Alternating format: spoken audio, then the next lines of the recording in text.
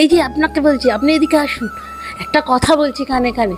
জানেন, আমার কিছু আত্মীয় স্বজন আছে যারা আমার ভিডিও দেখেই না। যদি দেখে, একটা ভিউ আসে, তাহলে আমি সেলিব্রিটি হয়ে যেতে পারি। ও দেখলো দেখলো কিন্তু তাতে লাইক দেবে না। আরে লাইক দিলে যদি আমার হচ্ছে ভিউ বেড়ে গিয়ে আমি যদি টাকা ইনকাম করি, আমি তাদের বলছি। আরে ভাই, আমি সাধারণ মানুষ, আমি সেলিব্রিটি নয়, সেলিব্রিটি হতেও চাই না। আমাকে যদি ভালো লাগে তাহলেই তোমরা দেখো, আর নালে দেখার দরকার নেই। আমি পারি না কিছু, চেষ্টা করছি।